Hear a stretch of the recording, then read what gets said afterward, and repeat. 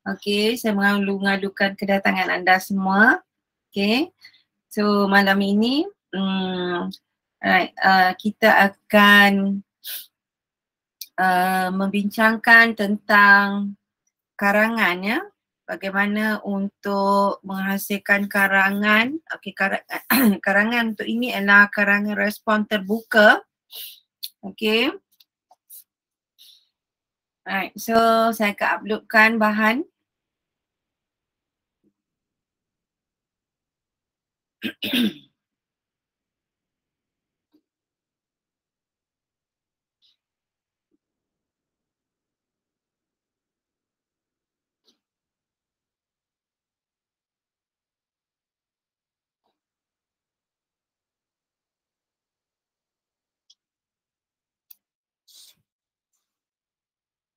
Okey, dapat lihat semua?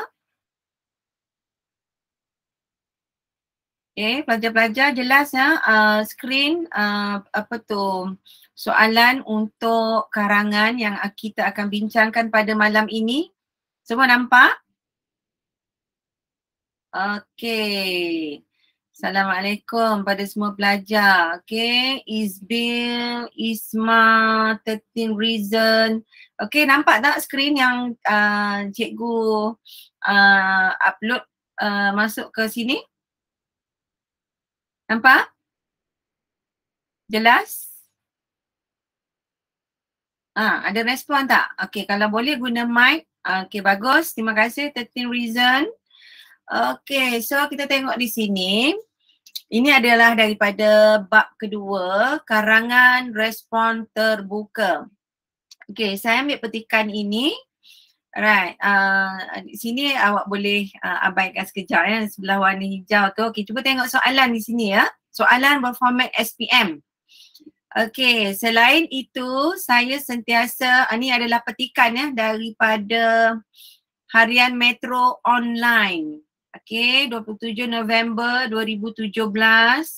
Okey, oleh Latifah Rafli, umur 46 tahun pengalaman dia ya. Okey, selain itu saya sentiasa memastikan saya mendapat tidur yang cukup dan mengawal tekanan. Saya bersyukur kerana setakat ini saya tidak mengalami sebarang penyakit yang sinonim dengan faktor umur seperti darah tinggi dan kencing manis berkat kesungguhan menjaga kesihatan. Katanya yang sudah menawan beberapa buah gunung, antaranya Gunung Irau, Gunung Angsi dan Gunung Datuk. Okey, ada macam-macam gunung dah dia dah tawan. Okey, dia dah mendaki. Right, so daripada petikan ini kita dapat soalan ya.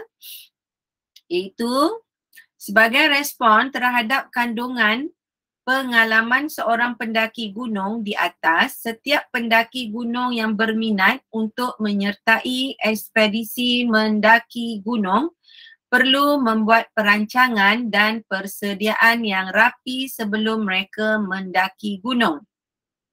Okey, ini soalan dia.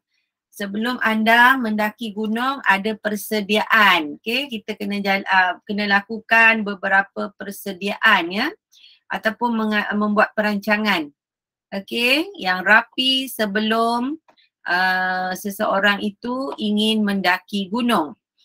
Okey, soalannya huraikan persediaan-persediaan tersebut. Okey, kat sebelah ni ada, dia bagi hint di sini ya. Okey, ni awak dapat sikit lah. Dapat apa BT sikit kat sini kan. Okey, alright. So, saya mahu anda cuba fikirkan. Okey, biasanya karangan ni kita kena buat pendahuluan. Okey, dan isi-isi penting. Dan akhir sekali ialah kita kena buat penutup. Okey, untuk menghuraikan persediaan-persediaan mendaki gunung. Okey, so pertama sekali anda semua perlulah memikirkan tentang bagaimana ya kita nak buat satu ayat yang apa dia, kita kata umum lah tentang mendaki gunung. Kena bagi tahu ya. Okey, pendahuluan. Okay, awak boleh tulis aktiviti mendaki gunung semakin mendapat tempat di hati masyarakat. Ini draft Ini adalah draft. Draft tu maksudnya adalah rangka kasar rangka kasar yang anda boleh buat untuk membantu. Okay, anda pelajar-pelajar boleh tulis dulu rangka kasar ini ataupun draft ini di atas keping kertas. Dan di sini kamu akan mengeluarkan semua idea-idea yang boleh anda tulis untuk di bahagian pendahuluan. Pendahuluan biasanya kita bagi definasi dululah. Okey, ataupun menceritakan sesuatu topik itu secara umum. Okey, untuk ini dia ada bagi draft di sini aktiviti mendaki gunung semakin mendapat tempat dalam hati masyarakat di Malaysia. Okey, persediaan dan perancangan yang rapi harus dilaksanakan sebelum mereka menjalankan aktiviti ini. Okey, anda perlu ingat ini bukan keseluruhan karangan, ini hanya poin-poin penting sahaja. Okey. Poin-poin ataupun draft ini untuk anda menulis karangan yang lebih kita kata lebih menyeluruh okey. So antara isi-isi penting, yang pertama anda perlu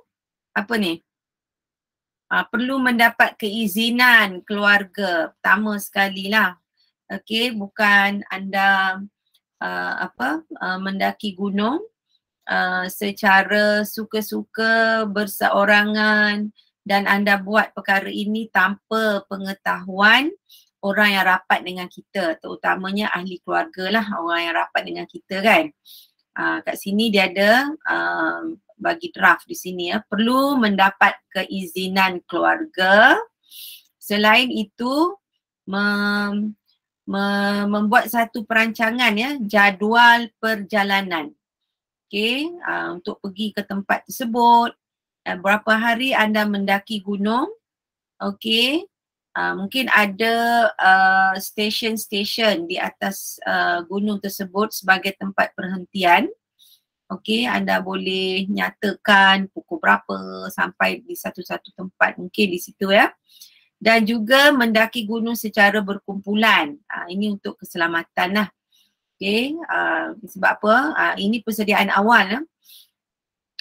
Saya rasa tak ada kita pernah dengar orang mendaki gunung secara berseorangan. Biasanya sekurang-kurangnya berdua ataupun bertiga. Lebih ramai lebih bagus sebab di atas gunung tu kita tak tahu perkara-perkara ataupun kemungkinan-kemungkinan yang berlaku sebab ia melibatkan keselamatan. Okay, keselamatan diri pada pendaki tersebut. Okay, di sini awak boleh lihat mendaki gunung secara berkumpulan. Dan ketua kumpulan yang berpengalaman dan berkemahiran. Contoh kalau ada orang yang pernah ataupun biasa mendaki gunung tersebut, kita boleh jadikan dia sebagai ketua. Tetapi sekiranya tidak ada orang yang berpengalaman, mungkin orang berpengalaman pun takut-takut je nak jadi ketua kan. So anda boleh guna siapa? Boleh guna pemandu yang khusus, yang berpengalaman yang memang dia bawa orang untuk mendaki. Contohnya kalau tak silap Gunung Kinabalu, betul tak? Dia ada orang yang khas yang dibayar yang biasa dengan keadaan gunung tersebut. Betul? Okey. Ini yang pertama mendapat keizinan dan merancang perjalanan. Pergi secara berkumpulan dan melantik ketua. Ini hanya untuk poin yang pertama. Ini poin yang pertama. So anda kena peras sikit otak lah. Betul tak? Tapi kalau boleh, pelajar-pelajar jangan nak perah otak tiba-tiba je masa ni. Okey, persediaan untuk topik ini anda kena buat lebih awal. Maknanya anda ataupun pelajar-pelajar semua mesti kenal pasti topik-topik yang berkemungkinan akan keluar ya sebagai soalan SPM. Terlalu banyak sebenarnya, jadi anda kena buat persediaan latihan awal lah. Okay, kena buat latihan. Kalau keluar soalan macam ni, apa saya perlu buat? Okay, so di sini juga perlu banyak membaca jugalah. Okay, supaya anda lebih mudah untuk menghasilkan pendapat-pendapat yang sesuai dengan idea yang ataupun poin-poin penting yang awak hasilkan. Okey, selain daripada itu apa lagi? Ini mendapat keizinan, buat jadual, mendaki secara berkumpulan, cari orang yang berkemahiran. Itu persediaan awal, betul tak? Okey, selain daripada itu apa lagi persediaan lain? Isbil, apa persediaan lain? Ataupun 13th reason. Apa dia persediaan lain yang awak boleh buat?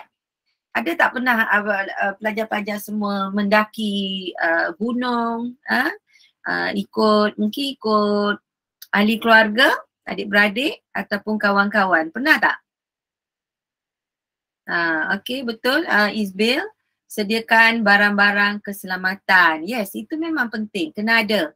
Okay, dan barang-barangan yang dibawa itu adalah khususnya kalau boleh yang ringan, sebab apa? Banyak bawa barang, so kalau barang tu semua berat, pengsan lah. Awak nak mendaki lagi, nak bawa lagi ke atas belakang, betul tak? Jadi nanti awak cepat penat, tak boleh ya. Okay, so itu awak boleh lihat yang pertama tadi, itu poin yang pertama. Poin yang kedua, awak rasa apa yang poin yang kedua? Okey, sediakan barang keselamatan. Okey, di sini mungkin kita boleh nyatakan menyediakan peralatan peribadi. Apa tu yang dikatakan sebagai peralatan peribadi? Ini bukan yang barang keselamatan lagi ya. Ini bukan, aspek keselamatan ada. Salah satu daripada poin ya. Okey, kalau awak nak terus bincang pasal aspek keselamatan, okey, sediakan barang keselamatan. Itu bawa aspek keselamatan. Okey, kalau di hutan, apakah dia perkara yang awak perlu fikirkan tentang aspek keselamatan?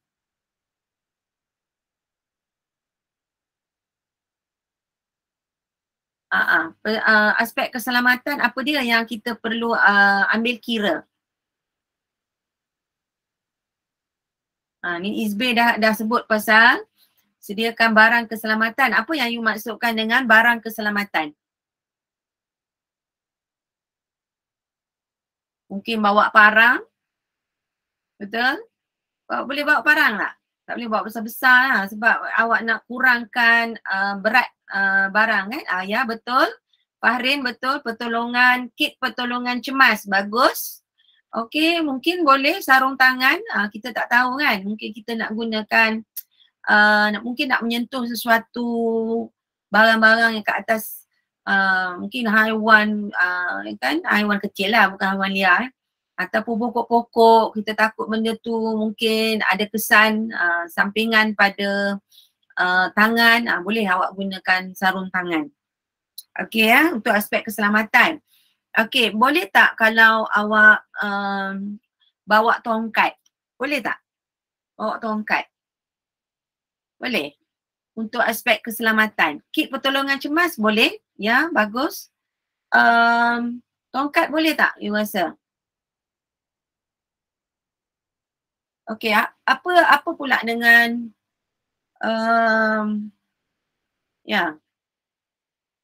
tongkat boleh. Okey, selain daripada tongkat, mungkin anda keletihan mungkin masa mendaki, betul tak? So mungkin anda ataupun pendaki tu memerlukan tongkat untuk membantu dia untuk berjalan lebih lagi ke hadapan lah. Okey ya, lagi apa?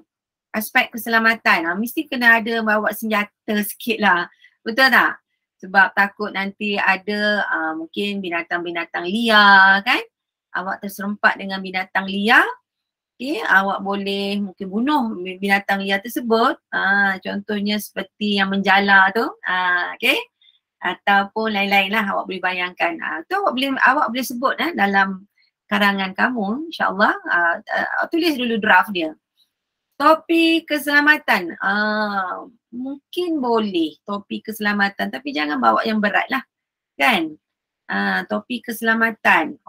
Ni kalau naik gunung ni saya pun tak pastilah orang naik boleh bawa topi keselamatan. Kalau nak bawa boleh kan. Takut ada benda-benda terjatuh atas kepala, betul tak? Dahan pokok atau apa-apa sajalah boleh. Cuma sebab pendaki ni dia kalau boleh dia nak hadkan pengguna nak bawa barang-barang ya bersama dengan dia, barang-barang yang tertentu sahaja. Okey, selain daripada itu, saya tambah di sini ya. Nombor 2, menyediakan peralatan peribadi. Naik gunung mestilah nak bawa. Mungkin awak nak bawa berus gigi kan? Takkan naik gunung, mungkin awak panjat gunung 2-3 hari tak berus gigi. Betul? Ataupun bila naik ke tengah panjat gunung tu mungkin awak rasa dahaga. Betul tak? So anda perlu bawa air juga bersama kan. Alright, selain bawa air, bawa apa lagi? Ubat gigi, berus gigi, apa lagi awak rasa? Mungkin sedikit makanan boleh jadi. Takut terputus bekalan ke apa.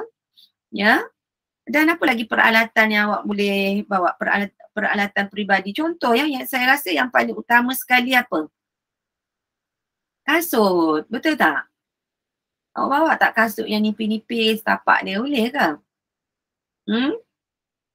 Apa pendapat kamu tentang kasut? Perlu bawa kasut yang sesuai untuk mendaki. Okay, sebab boleh jadi awak mendaki tu permukaan muka bumi dia lah. Keadaan di gunung tersebut mungkin licin, betul tak? Ya. Alright. Selain daripada itu, ini saya bincang secara ringkas okay. Menyediakan peralatan peribadi. Mungkin awak nak bawa periuk. Jangan bawa periuk yang besar, periuk untuk orang camping lah, betul tak? Mungkin awak nak panaskan makanan yang anda bawa, mungkin makanan dalam tin, betul tak? Lepas tu ada periuk kecil untuk memanaskan makanan. Boleh jadi ya, periuk, senduk, yang simple-simple. Okay, lagi apa selain pada tu?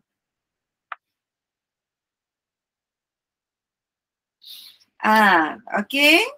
Okay, ini ya pelajar-pelajar ada idea? Boleh lontarkan. Okay, boleh nyatakan sama ada menggunakan mic ataupun type. Saya lebih suka perbincangan dua hala daripada saya seorang bercakap. Saya lebih suka nak tahu apa dia pendapat pelajar-pelajar ataupun pelajar juga. Bagus dari segi idea. Awak boleh bagi idea untuk melatih anda berfikir ya. Okey, seterusnya yang ketiga. Okey, yang ketiga apa awak boleh bawa? Pelbagai peralatan yang perlu disediakan sebelum mendaki gunung. Macam saya cakap tadi lah, kasut yang sesuai. Okay, mungkin anda perlu bawa lampu suluh. Dekat atas gunung tu, apa dia? Sangat gelap. Betul tak? Saya pernah diberitahu oleh orang yang pernah mendaki gunung ya. Bila berada di atas gunung tu, bila awak lihat langit awak boleh nampak bintang-bintang bertaburan.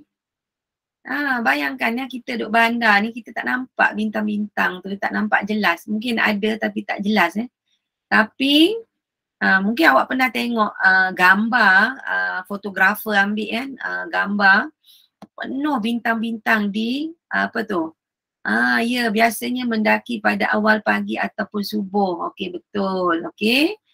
Itu Okey, pada waktu malam awak di kawasan pergunungan ataupun hutan, anda boleh lihat dengan jelas ya, semua bintang-bintang bertaburan di langit. Sangat hebat. Awak boleh tengok itu, awak akan rasa ya, Maha Pencipta tu sangat-sangat hebat.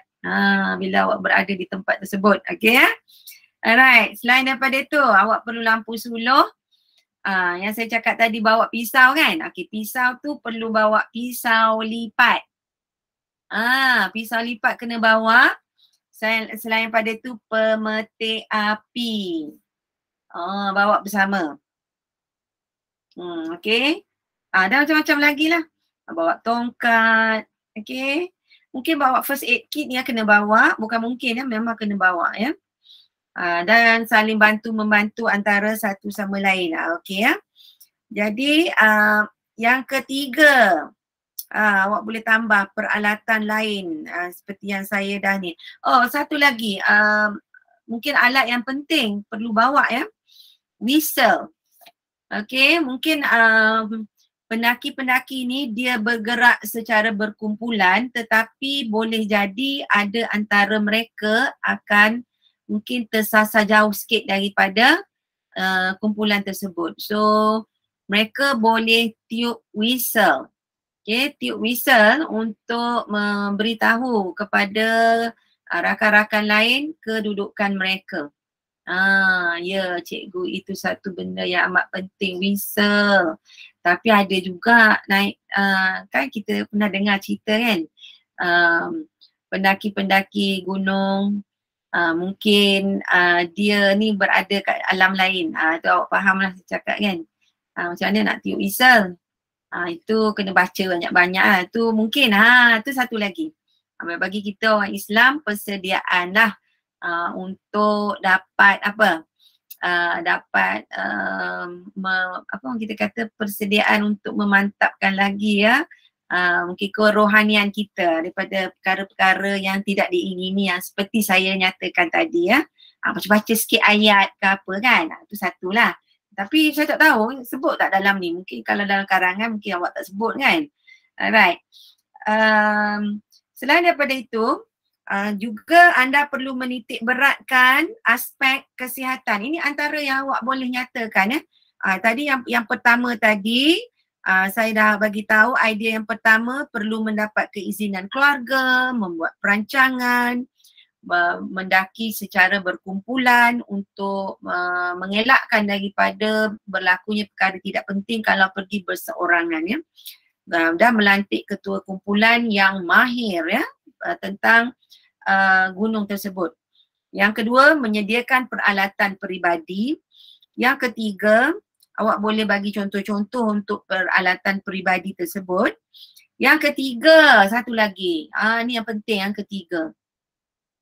Awak nak daki gunung, awak perlu tentukan anda ada apa? Ada stamina. Betul tak? Tak boleh lah tiba-tiba je cakap nak daki gunung. Okey kita pergi. Terus saya pergi daki gunung. Tak boleh. Anda perlu berlatih. Betul tak? Buat latihan stamina. Latih berjogging. Okay, untuk mendapatkan apa dia? Stamina untuk mendaki tersebut. Ada rekod kesihatan yang baik? Perlu, ya. Rekod kesihatan yang baik, jangan macam ada penyakit-penyakit ataupun mengambil ubat, betul tak? Bila naik panjat gunung tu kena makan ubat pula kat atas tu. Tiba-tiba ubat hilang. Susah pula kat situ kan. So kena tentukan ataupun pastikan orang yang nak mendaki gunung tu perlu sihat. Okey, kalau boleh tak, jangan ada penyakit yang major lah. Ya, jangan ada penyakit yang kita kata yang utama tu lah. Okey. Selain daripada itu, aspek kesihatan dan stamina perlu diambil kira sebelum mendaki gunung. So perlu menjalankan aktiviti bersenam dan juga menjalankan aktiviti fizikal. Tu yang saya kata, aktiviti fizikal tu contohnya seperti apa? buatlah sit up ke, jogging ke, latihan stamina, berbasikal ke. Mungkin awak buat dalam masa sebulan ke, sebelum tu buat persediaan. Betul? Ataupun ataupun pendaki tersebut memang seorang yang tiap-tiap minggu memang dia buat latihan. Contoh kan. Jadi tidak menjadi masalah kepada dia lah untuk membuat aktiviti mendaki gunung tersebut sebab dia dah biasa. Okey. Jadi kat sini membuat latihan aktiviti bersenam, aktiviti fizikal, ataupun panjatlah bukit-bukit kan yang rendah dulu kan. Okey. Panjat bukit yang rendah dulu. Lepas tu buat aktiviti untuk membakar kalori dan meningkatkan stamina pendaki. Tengok tu. Banyak sebenarnya idea-idea yang awak boleh lontarkan, masukkan dalam karangan kamu. Tapi yang penting, ini anda kena baca dulu contoh-contoh karangan ini ya. Saya, pengalaman saya dululah. Kita mustahil lah kalau kita masuk exam, masuk peperiksaan, terus kita baca soalan dan terus boleh buat karangan tersebut. Kita kena buat banyak latihan. Banyak latihan, lepas tu kita kena buat, kita kata macam mana ya, kita buat persediaan, kita buat andaian. Ini mungkin soalan yang akan keluar. Kita akan cari maklumat-maklumat, idea-idea yang berkaitan dengan karangan tersebut. Okay, so buat persediaan awal. Okay, selain daripada itu, aspek keselamatan seperti yang kita telah nyatakan tadi, aspek keselamatan seperti tadilah, bawa pisau lipat, apa lagi, bawa pemetik api. Pemetik api ya, bawa untuk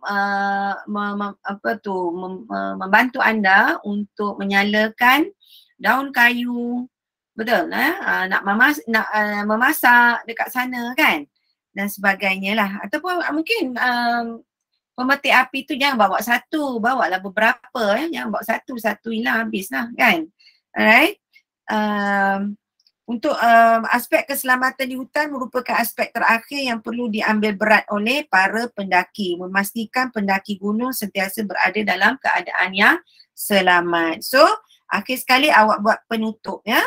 Untuk penutup, awak bagi satu penyataan ya yang mengatakan bahawa mendaki gunung adalah satu aktiviti yang menarik, menarik dan dapat mengisi. Mungkin ada setengah orang dia memang khusus ambil cuti untuk mendaki gunung. Jadi dia menggunakan masa tersebut, menggunakan masa percutian ya untuk mendaki gunung tersebut. Memastikan aktiviti mendaki gunung berjalan dengan selamat dan mengikut prosedur. Boleh ya? Faham semua? Agak menarik ya topik ini, tapi pelajar-pelajar kena membaca dahulu. Okey, banyak membaca untuk topik ini. Okey, saya akan tunjukkan kepada anda contoh, okey, contoh bagaimana anda boleh menulis jawapan untuk itu. Okey, cuba tengok. Ini adalah ni yang hijau ni sambungan daripada apa yang saya bagi tahu tadilah. Okey. Cuba tengok sini kan. Okey, yang pertama tadi macam yang pertama tadi, pendapat pendahuluan aktiviti mendaki gunung bla bla bla, mendapat tempat di hati masyarakat di Malaysia, persediaan penanggi secara umum awak bagi tahu. Alright. Awak dapat tak yang kedua ini? Okey, nanti saya uploadkan jawapan ini, contoh jawapan ya yang boleh okey. Pelajar-pelajar nampak tak contoh jawapan ini? Untuk ini nampak tak? Contoh jawapan. Adakah anda nampak? Cuba bagi tahu saya, nampak tak? Nampak, bagus. Terima kasih. Alright, so awak boleh lihat contoh jawapan. Okey, banyak ni ya. Mendaki gunung semakin mendapat tempat di kalangan rakyat Malaysia. Tengok ayat dia ya. Awak kena tulis ayat macam tadi sangat ringkas. Macam ni, aktiviti gunung semakin mendapat tempat, dash, ini semua draft. Okay. Yang ini apa yang awak tulis secara penuh ya. Pelbagai peringkat umur akan berkongsi pengalaman dan foto kenangan semasa mendaki gunung. Awak boleh tulis, tambah je benda ni. Aktiviti ini merupakan aktiviti fizikal yang dapat dimasukkan dalam agenda percutian keluarga. Selain daripada mengeluarkan peluh dan menguatkan stamina, aktiviti ini dapat menggerakkan hubungan, mengeratkan hubungan sesama anggota keluarga. Okey, cuba tengok poin yang pertama. Poin pertama tadi tentang apa? Perkara pertama perlu dilakukan oleh para pendaki ialah mereka hendaklah mendapat keizinan keluarga. Nampak tu? Mendapat keizinan keluarga, merancang jadual perjalanan. Okey, ni okey kejap. Saya tunjuk awak kat sini adalah apa tu? Jadual perjalanan. Meninggalkan jadual perjalanan kepada keluarga. Okey. Lagi apa? Ini dia ada siap tulis peribahasa lagi ya. Sediakan payung sebelum hujan. Untuk persediaan ini umpamanya seperti sediakan payung sebelum hujan. Perkara paling penting untuk diambil berat ialah mereka mendaki secara berkumpulan. Itu dia ya. Melantik ketua kumpulan yang berpengalaman dan berkemahiran. Kalau tak ada ketua kumpulan semua, maksudnya kat situ tidak ada pengalaman dan tidak ada kemahiran, kita bayar orang yang boleh bawa kumpulan tersebut, kumpulan pendaki, kita memang bayar khas. Okey, saya rasa di Gunung Kinabalu ada kita lantik, dia panggil apa? Maling gunung Awak tahu yang tu? Dia panggil maling gunung bayar mereka untuk guide awak naik ke atas gunung tersebut. Okey. Selain daripada itu, awak boleh lihat di sini membawa peralatan peribadi. Apa dia yang disebut kat sini? Peralatan peribadi. Beg, galas, kalis air. Beg yang awak bawa tu adalah kalis air ya. Sebab apa? Kalau hujan kat atas tu, tak adalah semua barang kat dalam tu basah. Faham ya? Beg kalis air dan juga tahan lasak. Ataupun dia kata beg yang mempunyai reka bentuk ergonomik. Bukan beg yang 4 segi susah. Beg tu dia ada bentuk tertentu untuk memudahkan anda bergerak. Itu dia panggil ergonomik. Okey. Di reka khas design, dipanggil design ataupun di reka bentuk khas untuk memudahkan pendaki untuk bergerak. Okey, mereka juga dinasihati untuk memakai kasut khas. Kasut yang tidak mudah licin tapak dia, betul tak? Lagi satu, pakai stocking. Sebab apa kena pakai stocking? Kenapa? Dia dah tulis kat sini, mengelakkan kaki mereka melecet. Selain pada mengelakkan kaki mereka melecet, sebab apa? Awak rasa? Selain daripada mengelakkan kaki melecet, awak rasa? Dekat atas gunung tu ada macam-macam binatang, betul tak? Boleh jadi apa? Boleh jadi apa yang akan masuk dalam stokin awak? Tak pernah naik gunung Tak pernah mendaki gunung. Apa binatang yang boleh merayap naik daripada kaki kita ke atas? Sedar-sedar dah ada. Ya, betul Farin. Pacat. Sebab tu kena pakai stokin tu, kalau boleh pakai stokin tinggi sikit lah. Sebab apa? Pacat ni dia kalau dia panjat kaki awak, dia naik melalui kaki awak, dia akan sedut darah kita tanpa kita tak rasa pun. Kita tak sedar. Okey, selain daripada itu menyediakan pelapik. Tengok tu, dia bagi contoh ni pelapik untuk berehat di puncak gunung. Ini semua boleh beli kat mana awak rasa? Kat mana semua boleh beli ni? Cuba teka. Kat tempat kita ada kan kedai tu. Kedai khas untuk alat-alat sukan. Kat mana? Tak pernah pergi. Awak tak pernah pergi? Decathlon. Pernah pergi tak? Decathlon tu, semua ni awak boleh cari. Satu tempat je awak cari Decathlon ya. Okey. Pelapik untuk berehat di puncak gunung. Mungkin awak boleh bawa hammock. Awak tahu hammock apa? Awak tahu tak hammock apa? Macam buaian ya. Dia macam buaian. Daripada awak ikat dia daripada satu pokok ke satu pokok dan awak boleh berayun-rayun dekat tengah tu. Betul? Berehat di situ. Pernah buat tak? Ada orang yang tahu hammock? Ada orang yang ada hammock kat rumah dia ada? Tak ada. Hammock best juga tu hammock tu. Okay. Alright. Pakaian yang sesuai bagi pendaki gunung ialah apa? Dia tulis kat sini ya, pakaian. Ni hammock mungkin boleh bawa. Hammock pun awak kena pilih yang tertentu ya. Yang mudah nak gulung. Yang bila awak gulung tu tidaklah dia punya apa dia? Dia punya saiz tu terlalu besar. So ini semua boleh cari. Cari kat mana? Mungkinlah ke awak pergi dekat Decathlon ke ataupun awak masuk dalam apa? Online shopping. Betul tak? Shopee ke Lazada ke, cuba cari hammock yang sesuai untuk pendaki gunung. Alright, selain daripada tu dia suruh awak pakai baju dan seluar daripada kain jenis sintetik yang cepat kering. Sebab kita tak nak anda mendaki gunung dalam keadaan yang basah. Baju tu lambat kering.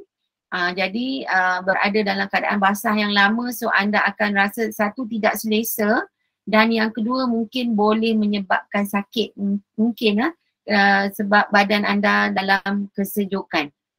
Okey, pendaki gunung diingatkan agar mereka membawa baju hujan. Ini peralatan peribadi ya. Mungkin awak yang tak pernah mendaki gunung mungkin tak berapa biasalah dengan peralatan yang perlu dibawa kan. Dia kata elakkan memakai jaket untuk mengelakkan daripada masalah dehidrasi. Dehidrasi ni maksudnya air keluar banyak daripada badan, maksud berpeluh lah. So maksudnya kat sini kalau awak pakai jaket, awak naik awak naik gunung, awak pakai jaket, panas betul tak? Jaket kan panas. So bila jaket panas anda berpeluh. Bila anda berpeluh, air banyak keluar daripada badan. Sebab tu dia suruh anda jangan pakai jaket. Sebab untuk mengelakkan masalah dehidrasi. Okay, persediaan rapi sudah tentu akan memudahkan proses pendakian mereka. Okey, selain daripada itu, peralatan yang perlu dibawa tu tadi saya ada sebut, lampu suluh, pisau lipat, pemetik api. Tengok tu, antara peralatan yang penting termasuklah lampu suluh, pisau lipat dan pemetik api. Mereka digalakkan membawa minuman kerana sangat memerlukan air sepanjang perjalanan. Okey, selain daripada tu kena bawa tongkat, perlu bawa air. Sebutlah kat situ ayat tu kena apa dia? Ayat kamu tu dia punya susunan tu lancar. Biar susunan lancar daripada satu perkara kepada satu perkara lain. Tengok dia ada antara peralatan. Mereka digalakkan, nampak tu. Selain itu mereka juga boleh, nampak tu ayat dia buat dia jadi macam lancar. Cantik ayat dia. Okey, anda boleh membawa makanan ringan yang bertenaga, ada tenaga. Yang ada protein mungkin kat situ kan. Jika pendakian dilakukan dalam masa yang singkat. Jika berada lebih lama di puncak gunung, anda perlu membawa makanan siap berbungkus atau jika berhajat memasak. Kalau berada di atas gunung tu dalam jangka masa yang singkat, tak payahlah bawa peralatan memasak, betul tak? Tapi kalau sehari dua bermalam kat sana kena bawa saya rasa. Lapar jadi nanti. Betul Okey. Bawa makanan siap berbungkus ataupun dalam tin. Bawa sardin mungkin, panaskan saja di atas tu. Mereka nak memastikan peralatan masak mencukupi. Ni saya sebut tadi, whistle. Sangat penting. Sekiranya berlaku kecemasan. Okay, whistle sangat penting untuk mengelakkan berlaku sesuatu perkara tidak diingini supaya orang dapat tahu anda berada di mana ya. Okey. Terbuktilah bahawa peralatan merupakan aspek yang paling penting. Ini dia macam dia cerita balik ya. Apa yang kita buat ni adalah sesuatu yang penting ya. Okey, seterusnya poin yang keempat ini adalah aspek kesihatan dan stamina. Ini dia kata kesihatan untuk memastikan mental dan fizikal siap siaga dengan cabaran mendaki gunung. Sebab tu saya kata kena apa dia? Kena banyak buat latihan.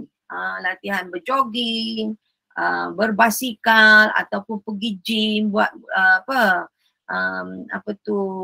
latihan ya. Okey, apa dia ni?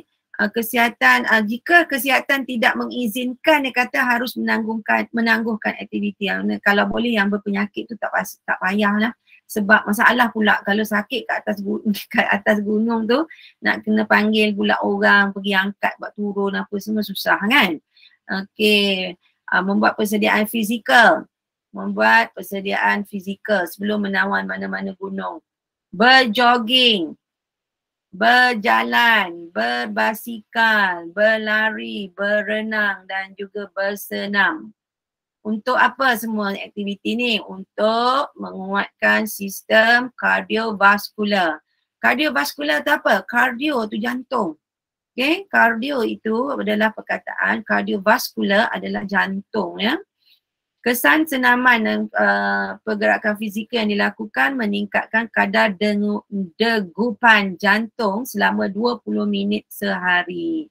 Tuntasnya, tengok tu, nampak tak ayat dia? Sedap dengar kan? Tuntasnya, pelbagai aktiviti bersenam dan aktiviti fizikal yang dilakukan akan membakar kalori dan meningkatkan stamina pendaki. Ini macam summary ya. Macam dia buat kesimpulan kecil dekat setiap poin-poin yang ataupun pendapat-pendapat khusus ini. Ada kesimpulan kecil untuk setiap awak punya pendapat ya. Ini yang kelima, idea yang kelima ini adalah aspek keselamatan. Oh, panjang kat sini aspek keselamatan ya. Perkara yang perlu diambil kira ialah apa? Okey, dan mengenai laluan atau trek pendakian juga kena cek tengok sama ada laluan tu menaik, menurun. Mana tahu lalu lereng bukit bahaya, betul tak? Okey, sama ada. Okey, ini juga cek ada menyeberangi sungai ke tak. Ini kalau awak bawa maling gunung tu memang dia dah tahu dah. Okay, kalau kita naik yang simple-simple pun kita kena ambil tahu jugalah keadaan di muka bumi di atas gunung tersebut. Dan juga di sini situasi ini akan memberi tekanan yang berlebihan terhadap buku lali, lutut dan seluruh anggota badan. Siapa tak pernah naik gunung, tiba-tiba naik gunung, panjat, lutut akan bergetar. Saya pernah satu masa bila naik okey, bila turun lutut kita akan bergerak dengan pantas ya, bergetar itu lagi takut. Kita rasa pernafasan kita pun rasa tak stabil. Ini mungkin pengalaman saya ya, mungkin kita itu yang saya kata sepatutnya kita kena praktis dululah sebelum mendaki. Juga sentiasa berhati-hati serta mendengar arahan. Berhati-hati dan juga mendengar arahan pandangan pandu arah. Macam saya bagi contoh tadi maling gunung. Selain itu mereka disarankan bergerak dalam kumpulan untuk memudahkan pasukan pencari dan penyelamat ya. Untuk mendengar dan melihat isyarat kecemasan. Bawa bisel tadilah. Terbukti aspek keselamatan penting. Awak tengok ni, ini adalah penutup ya. Ini adalah penutup. So, sebelum mengakhiri wacana ini, ekspedisi mendaki gunung merupakan, ini awak punya pendapat ya, yang menarik bagi mengisi masa percutian. Semua pihak memastikan aktiviti mendaki gunung berjalan dengan selamat, mengikut prosedur keselamatan yang disarankan oleh pihak berkuasa senario, persis peribahasa, jauh berjalan luas pengalaman, ataupun yang tadi awak apa benda payung sebelum hujan kan? Betul tak? Sediakan payung sebelum hujan. Kebijaksanaan ketika membuat persediaan perlu diambil kira kerana kos untuk aktiviti ini memang tinggi. Ibu bapa perlu meluangkan masa untuk melakukan aktiviti mendaki gunung bersama anak-anak supaya mereka, ini pendapat awak lah, untuk menerima pendarahan tentang alam semula jadi, mengeratkan tali silaturahim antara ahli keluarga, dan dengan bimbingan orang dewasa, anak-anak juga akan menerima penjelasan jelas mengenai manfaat aktiviti ini. So lagi boleh menguatkan stamina, menguatkan badan, menyihatkan badan, menambahkan lagi keyakinan diri seseorang ya bila awak buat pendakian inilah. Okay, so saya rasa kita dah sampai pukul 9. Saya nak bagi awak satu soalan, boleh tak? Ni nak suruh awak buat kerja rumah ni, boleh? Kita akan mungkin boleh bincang minggu depan. Aktiviti, okay, saya bacakan ya. Aktiviti sukarela merujuk pada aktiviti kemasyarakatan yang melibatkan sumbangan, khidmat dan bantuan sama ada tenaga, wang ringgit dan masa kepada anggota masyarakat yang memerlukan bantuan tanpa mengharapkan sebarang balasan. Dunia juga memandang tinggi terhadap semangat kesukarelawan. Dan dengan kerjasama Persatuan Bangsa-Bangsa Bersatu, PBB telah mengisytiharkan 5 Disember pada setiap tahun sebagai Hari Sukarelawan Antarabangsa. So awak boleh tengok sini, petikan majalah di atas menyatakan bahawa kerajaan amat menitikkan aktiviti sukarelawan dalam kalangan remaja. Hal ini dikatakan demikian kerana amalan ini sebenarnya banyak memberi manfaat kepada golongan remaja. So, sebagai kerja rumah, kita akan bincangkan minggu depan. Jelaskan manfaat. Manfaat apa? Manfaat melibatkan diri dengan aktiviti, apa dia? Kesukarelawan dalam kalangan remaja. Manfaat melibatkan diri dalam aktiviti kesukarelawan dalam kalangan remaja. Okey, ni homework awak ya untuk bahasa Melayu kita akan bincangkan pada minggu hadapan. Okey ya? Boleh faham semua? Boleh faham? Okey, so saya akan upload jawapan untuk jawapan untuk bahan yang kita bincangkan tadi ya, yang mendaki gunung ya. Persediaan mendaki gunung tu saya akan upload masuk dalam WhatsApp group. So awak boleh tengok contoh jawapannya. Boleh tak? Boleh semua? Okay, berapa tinggal lah? Okay, kita ada 9 orang dalam ni. So saya akan uploadkan contoh-contoh jawapan untuk topik yang kita bincangkan pada malam ini. Dan sebagai homework, saya minta awak buat homework tersebut, kerja rumah tersebut. Yang kerja rumah tu kita akan bincangkan pada minggu hadapan. Okey tak? Okey semua? Boleh? Boleh. Boleh tak? Okey, saya nak pelajar-pelajar semua rajin lah kan, sebab ni untuk kebaikan diri awak, betul? Okey ya, Isbil bagus. Alright, Isbil, siapa lagi dalam ni? Isbil lah, Farin. Lagi selain pada Isbil dan Farin, Muhammad Adam Marif. Lagi Muhammad Adam Marif. Bagus lah, saya suka awak semua sangat aktif semasa saya membincangkan topik-topik ini. Bagus, saya ucapkan tahniah pada awak kerana aktif dalam kelas pada malam ini. InsyaAllah kita jumpa lagi minggu hadapan. Okay, selepas ini saya akan pergi kepada mata pelajaran sains. Okay, right. So kita berhenti dahulu seketika.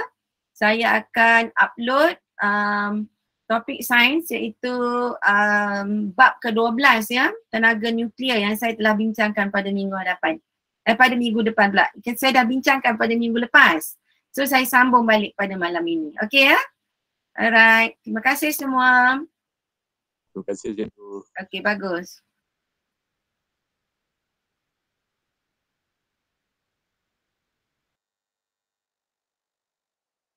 Madani.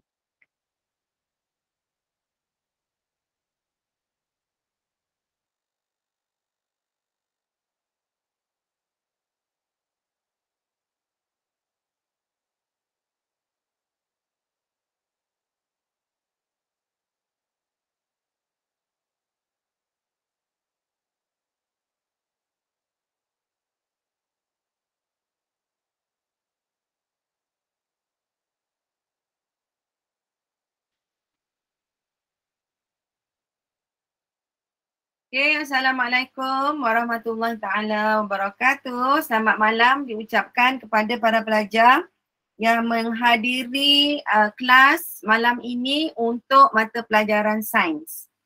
Okay, seperti yang awak sudah maklum, pada minggu lepas kita telah membincangkan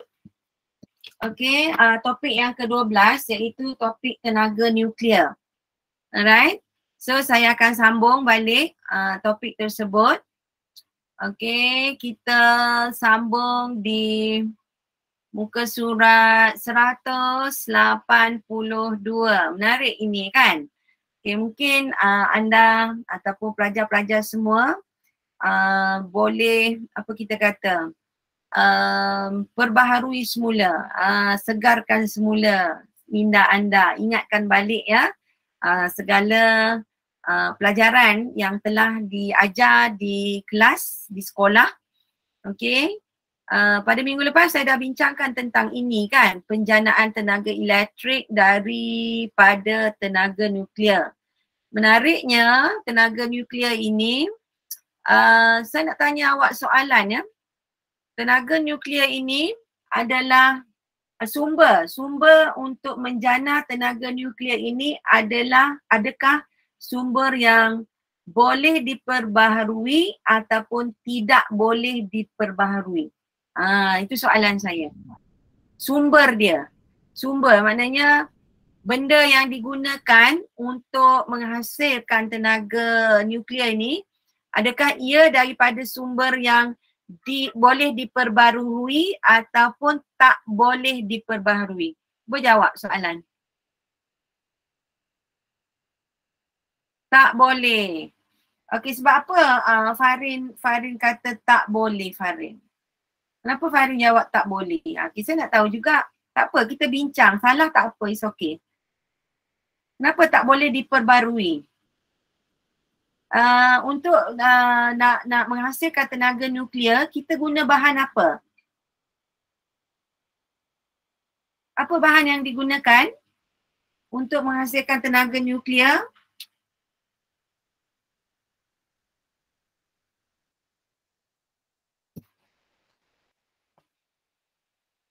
Apakah dia bahan yang digunakan untuk menghasilkan tenaga nuklear? Cepat-cepat. Saya nak tahu ni. Awak faham ke tak? Cikgu ajar kat sekolah. Pelajar-pelajar semua jangan diam Jawab guna mic ataupun type. Tak apa. Salah is okay. Farin kata tak boleh. Sebab apa Farin kata tak boleh? Mesti ada sebab dia. Tidak boleh diperbarui. Sebab bahan utama yang digunakan untuk Isbil jawab. Arang batu. Bukan Isbil. Untuk tenaga nuklear ni, mereka bukan guna arang batu. Arang batu adalah sumber tenaga lain. Okey, dia di Lombong, arang batu di Lombong. Okey, dalam tanah. Okey, dan arang batu juga adalah sumber yang tidak boleh diperbarui. Maksudnya, bila dah pakai, habis. Dia kena pergi korek lain pula. Itu tidak boleh diperbaharui ya.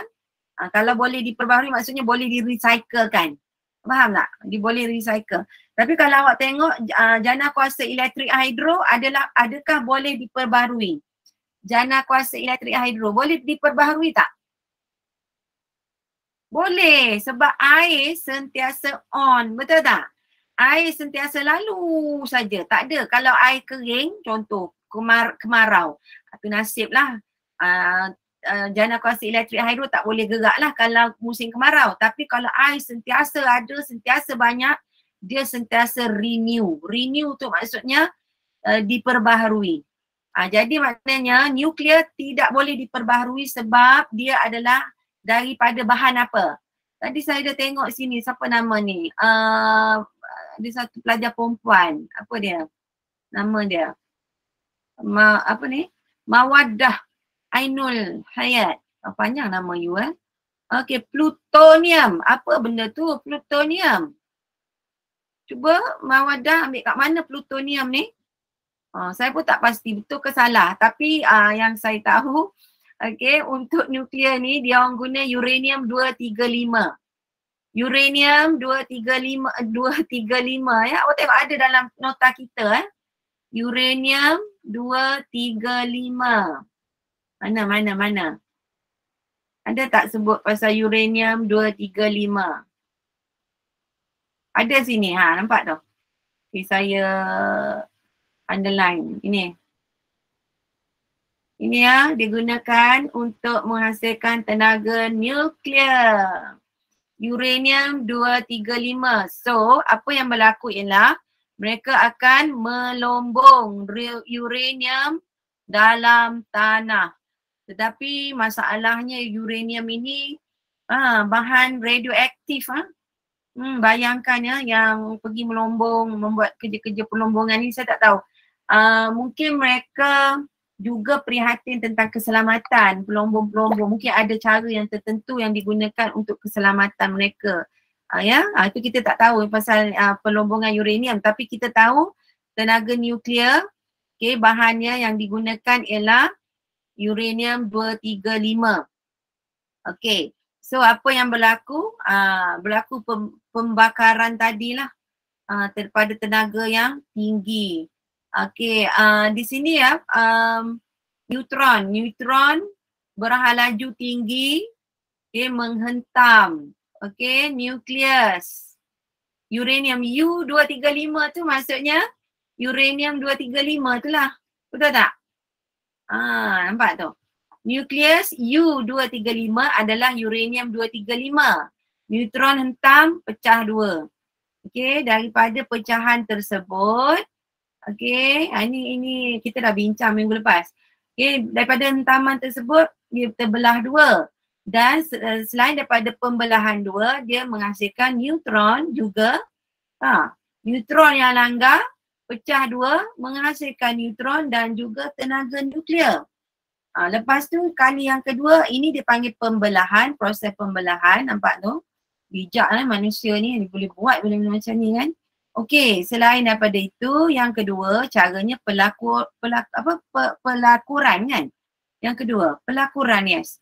Pelakuran ini, nukleus yang telah terbelah dua, yang jadi kecil tu, bergabung semula. Yang dinamakan proses pelakuran ini akan menghasilkan nukleus yang lebih besar.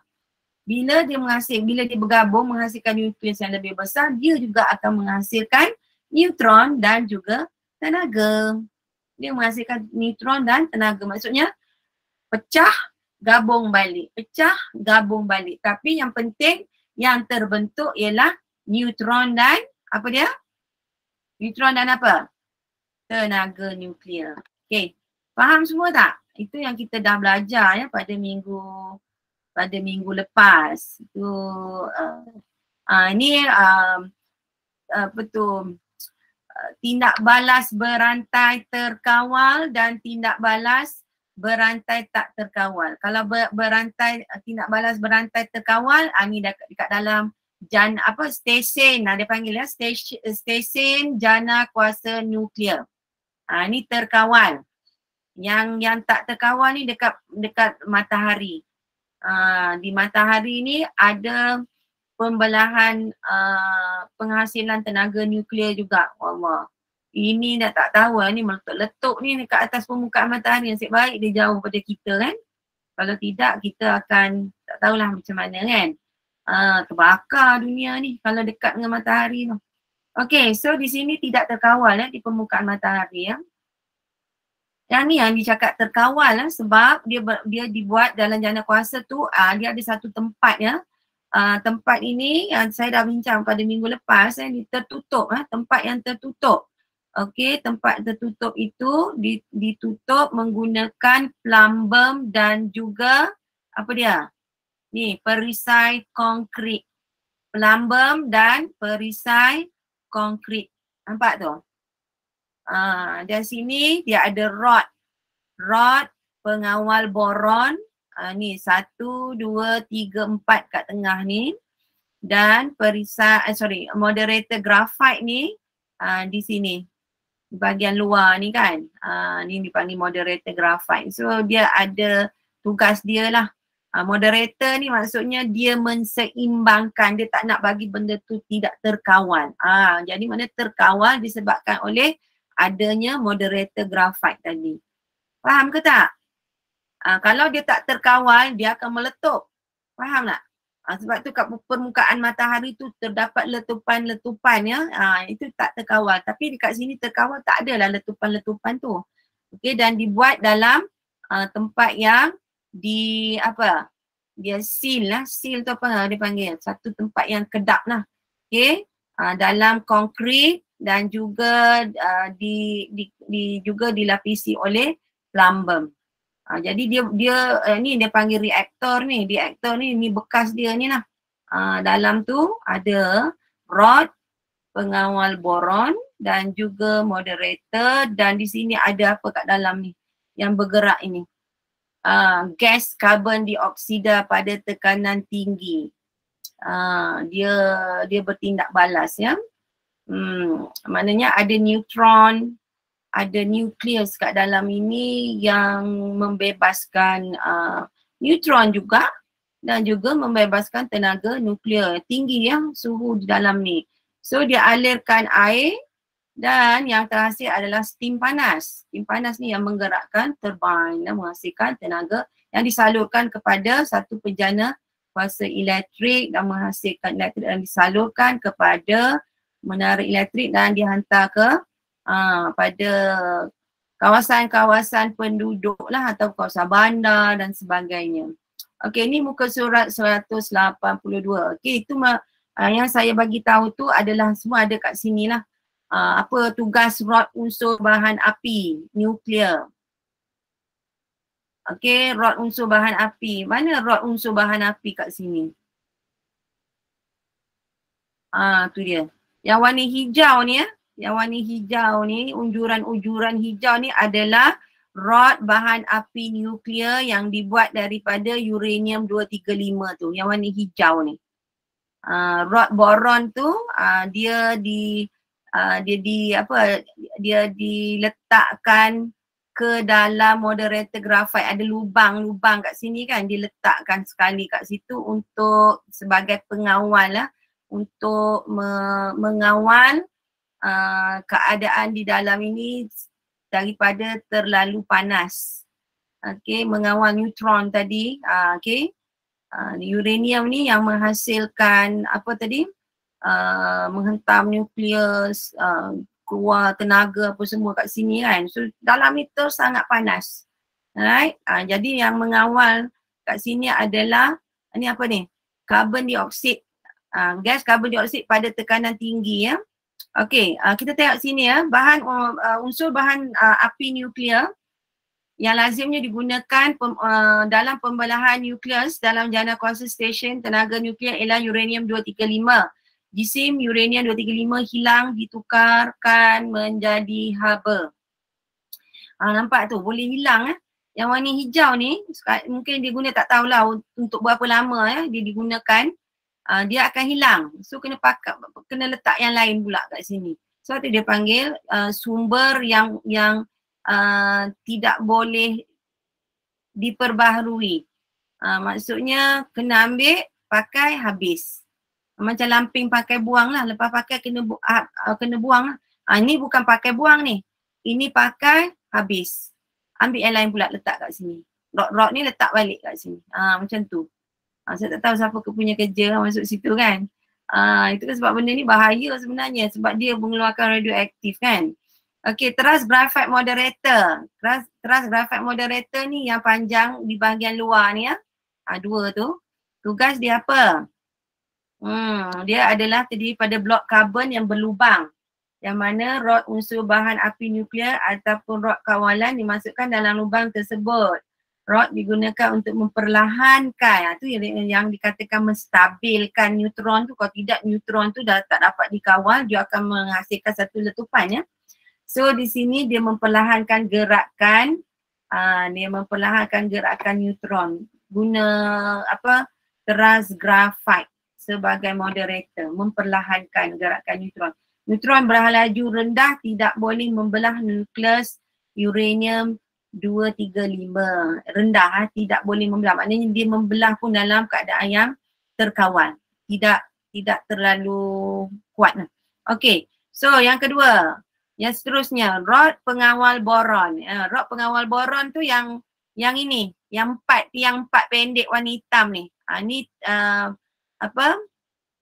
pengawal boron ni. Tu. Dia dimasukkan dalam lubang di sinilah. Actually ni adalah grafit. Grafit di bahagian luar dan boron tu dimasukkan dalam lubang grafit di bahagian atas ni. Nampak tak kan? Contoh tu contoh dia.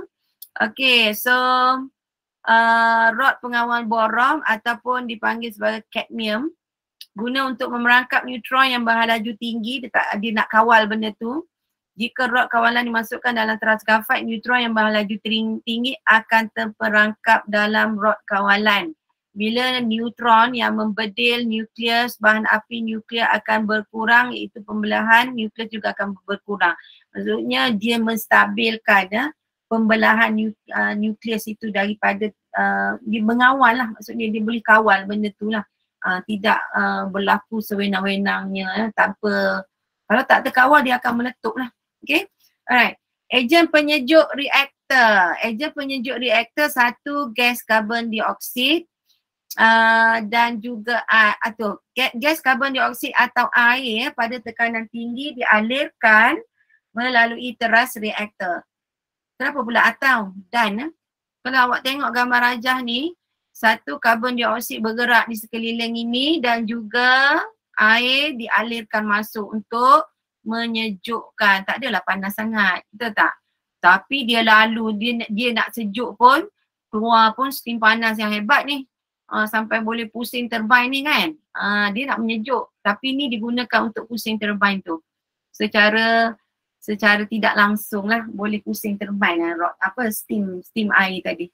Okay, selain daripada guna untuk menyejuk, juga untuk menghasilkan steam air.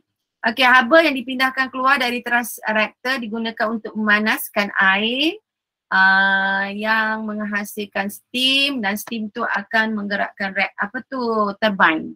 Dinding plumbum dan konkrit. Ni kat sini kan, ni bahagian luar ni konkrit. Saya tak silap ni dia tak ada tunjuk plumbum kat mana, tapi tak silap mungkin warna hijau ni plumbum. Okey, yang kuning warna oren tu adalah perisai konkrit. Nampak tak warna oren tu? Yang hijau ni dia tak tunjuk. Saya tak tahu, tak nampak pun hijau tu apa. Mungkin di situ adalah plumbum ya. Okey, diperbuat daripada bahan pelindung seperti plumbum dan konkrit yang tebal. Plumbum dan konkrit yang tebal berfungsi mengelakkan kebocoran bahan radioaktif. Jadi gunanya adalah untuk mengelakkan kebocoran bahan radioaktif sebab berbahaya kepada kesihatan manusia yang berada berdekatan tempat-tempat tersebut. Pekerja tu memanglah, orang yang bekerja kat situ memanglah bahaya, dan juga penduduk-penduduk yang tinggal berdekatan dengan stesen janakuasa nuklear tersebut. Seperti bahan nuklear, neutron, bahan okey. Alright, so di sini ada soalan. So awak jawab soalan-soalan ini, boleh? Awak jawab soalan, saya dah bagi tahu awak. Cuba awak jawab soalan ini ya. Okey, apakah maksud pelakuran nukleus? Pelakuran nukleus apa? Apa dia pelakuran nukleus? Pelakuran nukleus ialah apa dia? Gabungan gabungan dua nukleus kecil menjadi nukleus yang lebih besar. Betul ke tak? Tak ingat? Ni. Ini. Gambar rajah ni. ini adalah proses apa? Pelakuran nukleus. Tengok tu, menghasilkan tenaga nuklear melalui proses pelakuran nukleus. Macam mana jadi? Nukleus yang telah terbelah tadi, yang kecil tadi akan bergabung. Proses bergabung tu dinamakan pelakuran dan hasil daripada gabungan dua nukleus yang kecil itu akan menghasilkan tenaga nuklear dan juga neutron. Maksudnya kat dalam tempat tu memang neutron bersepah-sepah kat dalam tu lah. Okey, dan dia sangat laju dan dia akan menghentam nukleus uranium 235 akan menghasilkan tenaga nuklear dan juga neutron juga. Nampak tu? Saya rasa kan, saya fikir satu segi hebatnya otak manusia boleh buat benda ni kan. Sangat hebat. Otak manusia sangat hebat. Betul? Okay. So kita pergi pada soalan yang seterusnya. Saya pergi pada soalan yang agak simple lah. Namakan satu contoh tempat di mana pelakuran nukleus berlaku secara semula jadi. Kat mana pelakuran nukleus berlaku secara semula jadi? Kat mana? Semula jadi ya, bukan yang dibuat-buat, bukan yang dibuat oleh manusia. Kat mana berlaku? Kat mana? Cuba teka. Kat mana? Come on. Farin, Mawadah, kat mana berlaku? Secara semula jadi. Di mana? Kalau soalan SPM keluar, mana tu? Kat mana berlaku pelakuran nukleus secara semula jadi? Di matahari lah ya. Awak semua tak nak cuba menjawab Okey. Di matahari. Rajah 1 menunjukkan satu tindak balas pembelahan nukleus dalam proses penghasilan nukleus. Apakah maksud pembelahan nukleus? Awak ceritalah ni proses ni. Cerita satu persatu. Alah, dia macam cerita awak hafal sejarah lah. Betul tak? Sejarah adalah peristiwa. So dia ada step by step.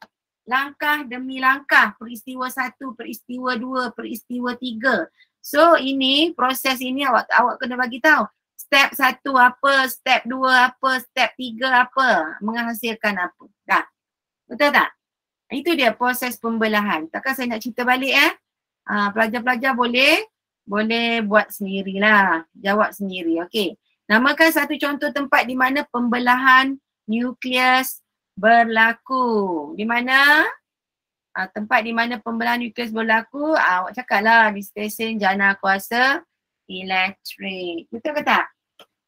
Di jana, di mana? Proses jana kuasa elektrik. Betul ke tak? Namakan jenis tindak balas berantai yang berlaku di matahari. Apakah proses tindak balas berantai yang berlaku di matahari? Apa dia?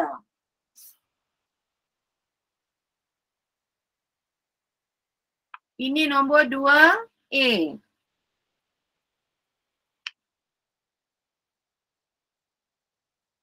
Apakah maksud pembelahan? Namakan satu contoh. Ya, ni namakan satu contoh tempat berlaku pembelahan dekat dalam stesen jana kuasa nuklear lah.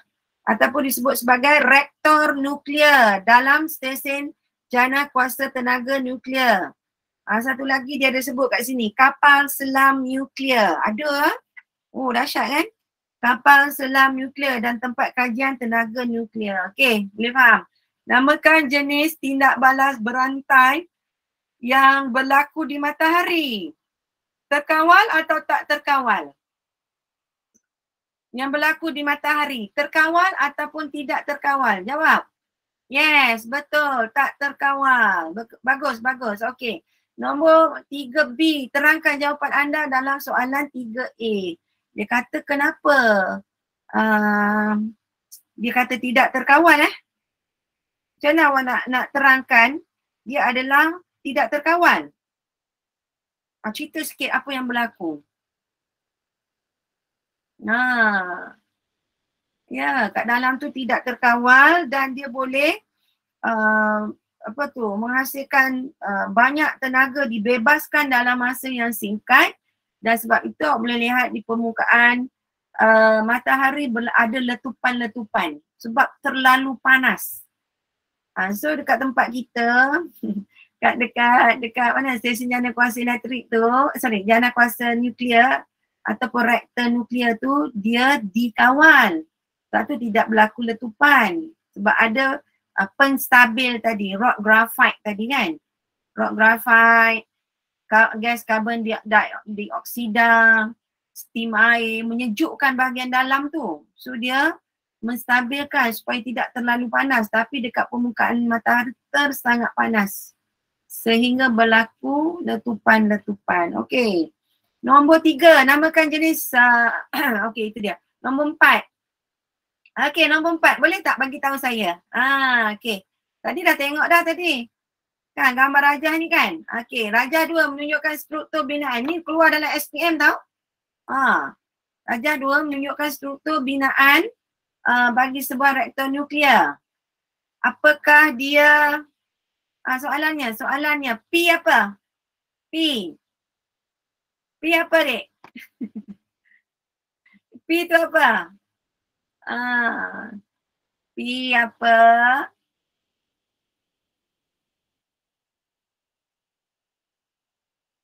Ini. P tu apa? P ni kawasan sini.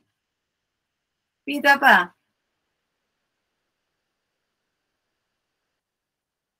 P tu ni. 1, 2, 3, 4 ini. Yang pendek-pendek ni. Ni P ni. Apa ni? Apa dia? Sorry, siapa tahu? P tu apa? Yes, rod pengawal boron. Betul. Ataupun kadmium. Betul tak? Ya, betul kadmium rod pengawal boron ataupun kadmium. Dia diletakkan, dia ada lubang kat sini ada lubang bahagian ni. Dimasukkan kat sini. Sebenarnya benda ni disambungkan dengan dia tanya tak ni? Dia tak tanya kan? Graphite tu. Rod graphite ni Rod graphite ni dia bahagian luar. Lepas tu rod boron ni dia disambungkan pada rod graphite tadi. Okey. Seterusnya dia tanya Q apa? Q. Cepat. Apa Q?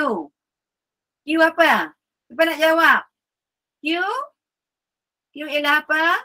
Yang warna oren tu apa? Ni oren ni apa? Yang warna oren ni apa?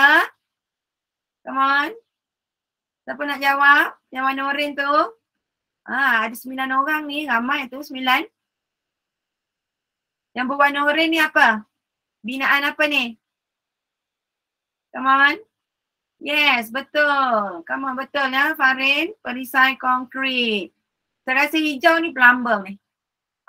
Dia kuat dia tahan ni. Haba yang tinggi kat dalam ni. Macam masak dalam dapur panas. Dapur apa ni? Dapur tanah liat lah kononnya kan. Contoh macam tu lah kan. Okay, R. Apa R? R ni apa? Ni warna hijau ni apa R? Come on. R apa? Saya tengok jawapan. R apa? Rod apa tu R tu? Warna hijau tu. Siapa nak jawab? R? Boleh jawab guna mic kalau awak tak kisah. Tak apa, salah, it's okay, kita belajar. Ya betul, rod uranium 235, kena sebut Rod uranium 235. Okey, betul jawapan kamu. Okey, lagi. Jika air yang bertekanan tinggi dimasukkan dalam reaktor nuklear melalui S, apakah yang dikeluarkan dari reaktor nuklear melalui T? Apa yang keluar? T ni. Masuk air, yang keluar apa? Yang keluar melalui ET tu apa? Come on. Siapa nak jawab? Farin jawab rod uranium. Isbil jawab rod bahan api uranium. Betul. Tapi kena sebut uranium 235. Kena sebut. Okey, lagi apa? Ni yang keluar ikut T ni. Ya Allah, kalau tak tahu memang sajalah awak nak ambil SPM ni T tu apa? Yang keluar melalui ET apa? Come on. Apa dia? Oi, belum lagi Farin, belum. Jangan cerita tenaga elektrik tak keluar lagi kat situ. Yang keluar melalui ET ni apa? Tak apa, salah is okay. Cuba fikir balik, apa dia yang keluar melalui ET? Boleh jawab semula. Yang keluar melalui ET, come on. Aduh, nak kena tengok ni balik lah. Yang keluar melalui ET apa? Tengok gambar rajahnya. Dia bukan keluar elektrik. Elektrik kemudian. Keluar apa ni? Jawapan. Aduh, tak ada yang nak jawab. Tak berani nak jawab ke apa? Steam. Steam panas. Steam panas keluar daripada T ni. Steam S-T. Saya guna mouse buat ni Steam. Steam air ni. Air masuk lalu sini jadi panas sangat keluar steam. Steam inilah yang melalui turbine tadi. Bila turbine bergerak dengan pantas, barulah dia dapat menghasilkan elektrik. Bukan elektrik keluar kat sini tau. Hilap Okay. Right. Apakah fungsi bahagian reaktor nuklear yang berlabel P? Mana P? P mana? P mana? P tu saya tengok macam graphite graphite guna apa dia kata? Apa fungsi bahagian reaktor nuklear yang berlabel P? P ni saya tak silap rock graphite. Apa guna dia? Rock graphite guna untuk apa? Tengok baliklah rock graphite guna untuk apa? Rock graphite ni guna untuk apa? Ya? Ni sini jawapan dia Jawapan dia kat sini. Dia memperlahankan karbon dia rock graphite ni adalah daripada karbon. Okay, karbon rock karbon digunakan untuk memperlahankan gerakan neutron. Sebab tu kita kata ini adalah tindak balas terkawal sebab dia boleh kawal ni benda ni. Okay, boleh faham? Okay, so saya jawab sini berfungsi sebagai rod kawalan untuk mengawal kadar pembelahan nukleus dalam reaktor nuklear. Mengawal kadar pembelahan nukleus dalam reaktor nuklear. Itu jawapannya. Ini kalau keluar soalan tentang tenaga nuklear macam inilah rupanya soalannya. So awak kena biasakan diri dengan menjawab soalan-soalan ini. Faham ke tak? Faham? Biasakan diri untuk jawab soalan ini. Jangan takut. Salah tak apa, salah kat sini tak apa, jangan salah kemudian. Okay, so di sini adalah kita ada lebih kurang 7 minit lagi saya tengok kat sini. Impact penggunaan tenaga nuklear. Impak dia ada dua. Satu, impak penggunaan senjata nuklear terhadap persekitaran. Yang kedua, impak penggunaan senjata nuklear terhadap kehidupan. So banyaklah impact dia. Semuanya macam macam keburukan je kan. Penggunaan senjata nuklear terhadap kehidupan dan persekitaran, merosakkan dan meruntuhkan bangunan. Yelah bom ni. Bom nuklear. Tapi setakat ini tak pernah orang lagi ada negara-negara yang menggunakan bom nuklear. Tapi mungkin mereka dah buat. Yang mereka pernah buat ialah bom atom.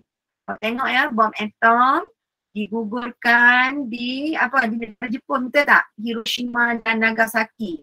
Awak boleh tengok, awak boleh google Hiroshima dan Nagasaki selepas dibom oleh bom atom, flat, tak ada apa.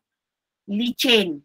Semua tak ada kehidupan, bangunan tak ada, manusia pun semua mati. Kalau hidup pun macam cacat dan juga terkena radioaktif. Ada penyakit macam-macam.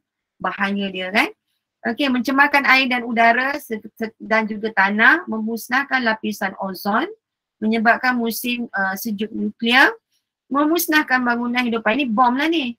Okey, selain daripada itu kalau terhadap hidupan, dia mutasi gen dan mutasi kromosom. Dia merosakkan genetik menyebabkan kanser. Hidupan dicemari dengan bahan radioaktif, merosakkan organ dalam badan.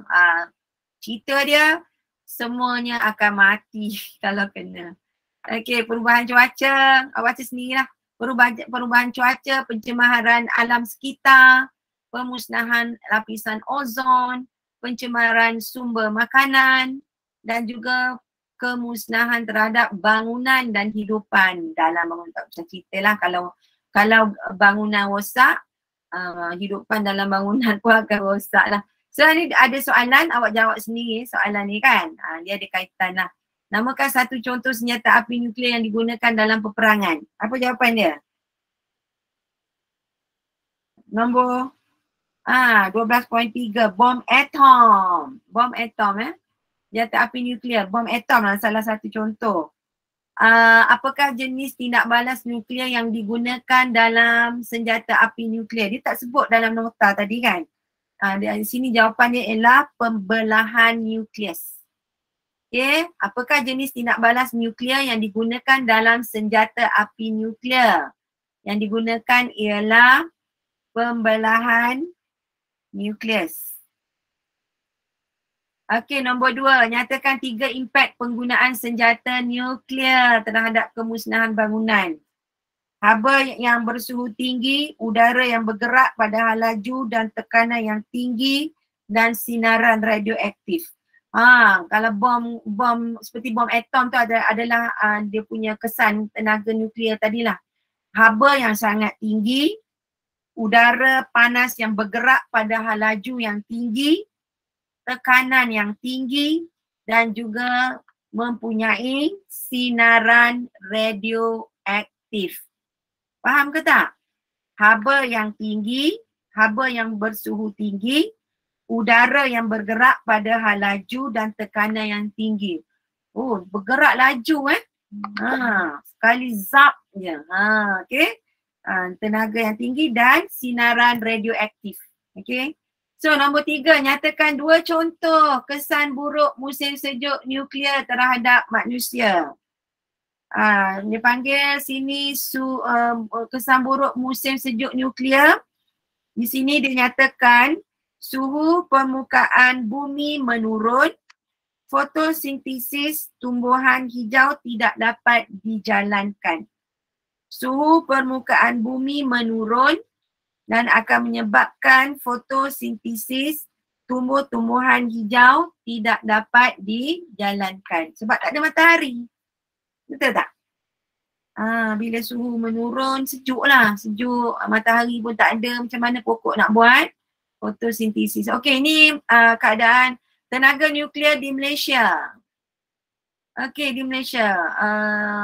Malaysia banyak menggunakan tenaga fosil ya, seperti tenaga fosil ni adalah daripada tumbuh-tumbuhan yang berjuta-juta tahun ya, yang telah berlapis-lapis dalam tanah tu, dilombong balik, dia jadi keras dan akan menghasilkan dalam bentuk haram batu, gas asli juga terhasil, diesel dan juga bahan api yang digunakan jauh lebih besar daripada peratus penggunaan alternatif. Okey, kebanyakan yang di Malaysia banyak menggunakan arang batu. Tapi ada juga dalam bentuk hidroelektrik, solar, biogesim dan juga biogas. Di Malaysia banyak. Tapi tenaga nuklear saya yakin tak ada di Malaysia. Belum ada. Tapi saya rasa dekat kalau Malaysia nak buat tenaga nuklear, satu kos yang agak tinggi. Yang kedua ialah apa dia? Mungkin berbahaya kepada manusia lah saya rasa. Kesan jangka panjang. Tengok kat sini, perdebatan tentang kewajaran pembinaan stesen jana kuasa masih berterusan di Malaysia tanpa penyelesaian atas isu-isu yang ditunjukkan dalam Rajah 12.13 yang menyokong penggunaan tenaga nuklear. Negara seperti China mengatasi masalah kekurangan tenaga dan pencemaran udara melalui penggunaan tenaga nuklear. Negara dia besar, China negara dia besar, dia boleh buat kat mana-mana dia suka. Okey. Pihak seperti International Atomic Energy Agency dan Persatuan Nuklear Sedunia menyokong penggunaan tenaga nuklear. Namun awak kena ingat ya, negara-negara yang menghasilkan tenaga nuklear sekiranya mereka tersilap percaturan oleh pemerintah mereka, mereka gunakan senjata nuklear untuk berperang. Dan ini akan menjadikan sesuatu yang sangat mendukacitakan. Betul tak? Okey, dahsyatlah dia punya kesan. Manfaat menggunakan tenaga nuklear seperti yang ditunjukkan dalam raja. Okey, yang membantah penggunaan tenaga nuklear. Setengah negara seperti Jepun mengalami bencana nuklear disebabkan oleh kemalangan seperti yang berlaku di stesen jadiankuasa tenaga nuklear di Fukushima. Awak tengok tenaga nuklear Chernobyl di Rusia, dia tak sebut kat sini ya. Awak cuba cek. Chernobyl di Rusia. Di negara Jepun sebab gempa bumi ya. Stesen jadiankuasa dia retak. Okey, di Chernobyl mungkin dia berlaku kita panggil apa ya, kebocoran di stesen jadiankuasa. Pihak Nuclear Information Resource Service dan Greenpeace International membantah penggunaan tenaga nuklear, kesan buruk penggunaan tenaga nuklear. So kat sini ada kesan buruk dinyatakan. Ni semua soalan, awak jawab soalan tu. Dan mana dia kesan buruk? 12.5 tadi kita dah bincang. Ni dah ada soalan di sini. Okay, so kita akan sambung balik perbincangan ini pada minggu hadapan dan awak boleh cuba jawab soalan-soalan ini, boleh tak? Jawab soalan-soalan ini kita akan bincang pada minggu hadapan. Okay, so banyak awak belajar daripada topik bab 12 ini ya.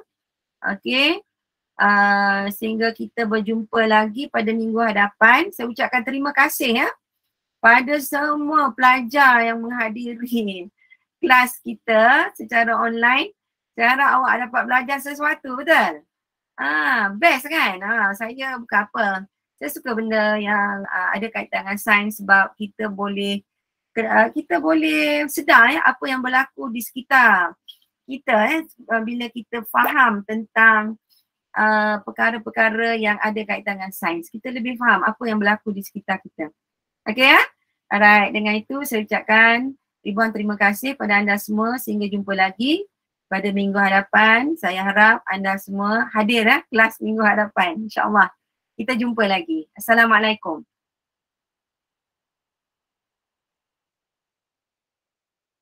Terima kasih semua.